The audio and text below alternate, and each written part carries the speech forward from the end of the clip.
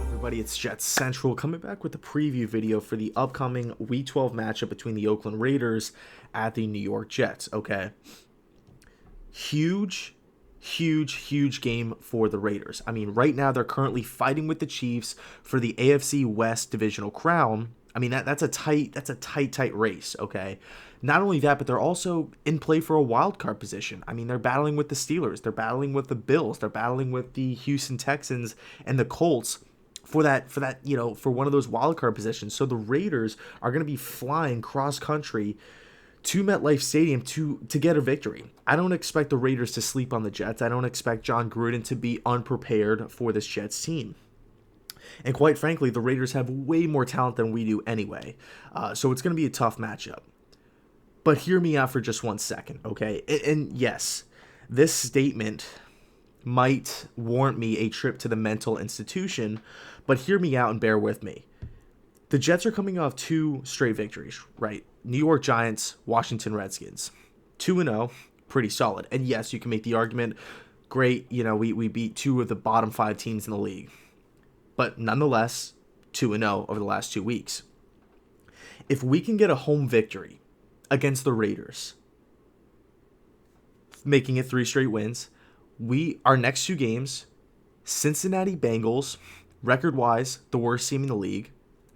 The following week, the Miami Dolphins, arguably the team that's purposely trying to lose games to get the number 1 pick, that's, openly tanking, and, everybody's on IR and they're trading everybody away. Again, another bottom 3 team in the league. If the Jets can manage to pull out a victory against the Raiders and get a win against Cincinnati and get a win against Miami, we are right back in the thick of things, making a playoff push. As crazy as that sounds, because I mean, the Jets this season the amount of negativity surrounding this team has been second to none. The Gase presser, the Sam Darnold mono, the offensive line, Osebele, Jamal Adams getting traded, everything, all this crazy stuff. CJ Mosley going down, blowing leads, getting killed on Monday Night Football.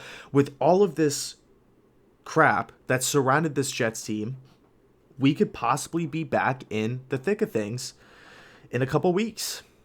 Think about that for just a second. Now, of course, I don't want to get my hopes up because Oakland is not a pushover.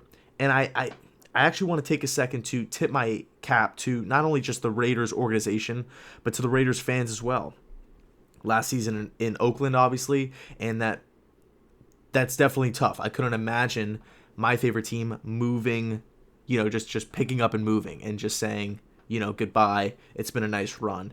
So I feel for you guys. I definitely feel for you guys. And I've always had a lot of love for the Raiders Nation, because even when I first started out on YouTube, the Raiders fans always showed the Jets love because. And I just remember, posting preview videos and, recap videos and stuff like that. And no Raiders fans ever had anything bad to say. Everybody came in the comment section and everybody was always super supportive. So I do have a soft spot for the Raiders organization, Gruden, Mike Mayock and stuff like that. And even beforehand too, when it was, Al Davis and stuff like that. I always liked Oakland. I thought their culture was cool. The silver and black, the black hole. I thought it was pretty rad. And I do think the Jets, Joe Douglas, Adam Gase, Christopher Johnson, they should take a page out of the Raiders playbook. Look at how this Raiders team is built. Look at the amount of success that this Raiders team has had this season. And yes, it hasn't really hasn't really came to a head in one season. But this is a Raiders team that's building for the future, but they're also competing now. Everybody made fun of this team. Everybody. When they traded away Khalil Mack, when they traded away Amari Cooper. We said it a million times on this channel, the Raiders will be fine. That's what's happening. The Raiders were stockpiling draft picks. They got their guys in the building. They got leaders. They got good character guys in the draft.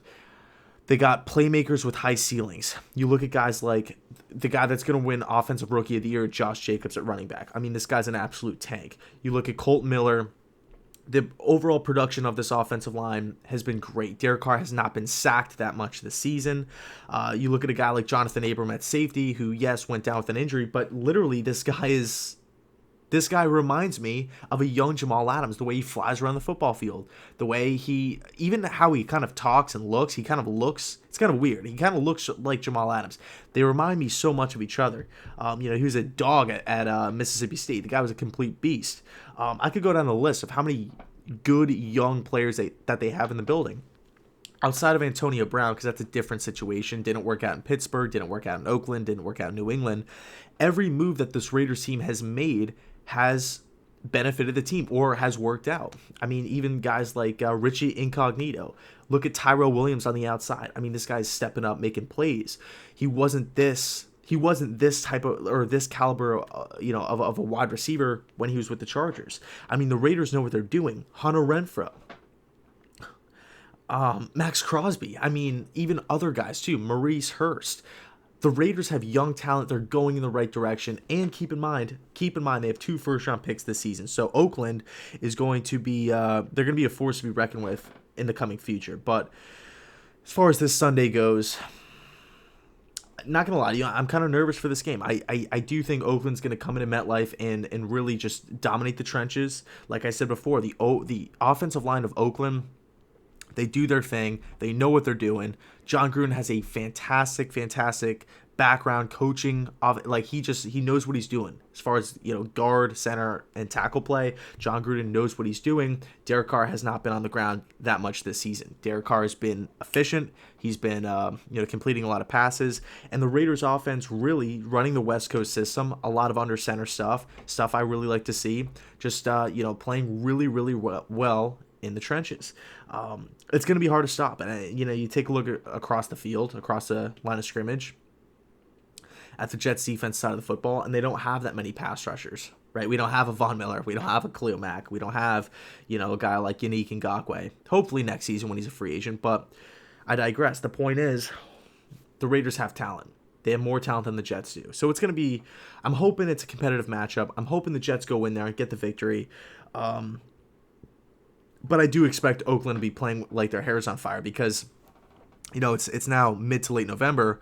These games are starting to matter for the playoff push or for the playoff seedings and stuff like that. And if you're the Raiders right now, John Gruden, Mike Mayock, Mark Davis, this Jets game, this is a must-win for Oakland. I mean, if you want to be a playoff team, you have to take care of business. You have to beat teams that you are better than. And right now, the Raiders are better than the Jets. So we'll see how it all plays out. As far as the Jets, team goes, on offense, what do I want to see?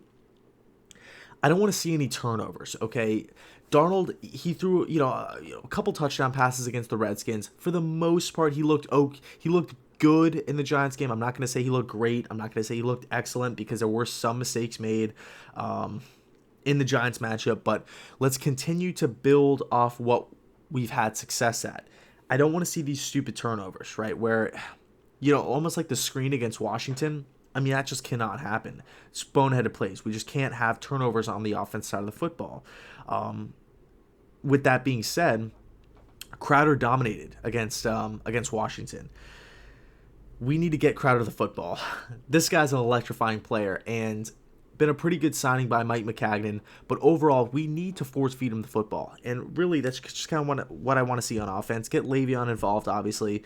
Even though he's a little banged up, but still, I just want to see the ball get out of Darnold's hands quickly and kind of just do our thing over the middle of the field. And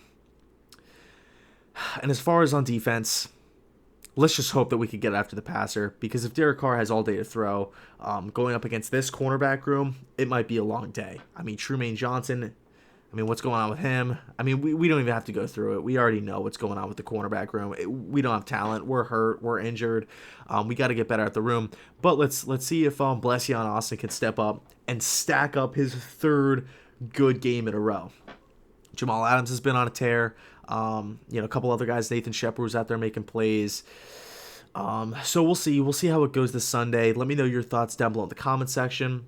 But this is definitely going to be a game I'm really, really looking forward to seeing how it plays out. Not only for the Jets, but I'm also interested to see how Oakland plays as well. How Oakland prepares going cross country against a team that they are on paper better than. Let's see how the Jets stack up. I always like a tough challenge, and it's always fun seeing. And the Jets and the Raiders have had a history in the past.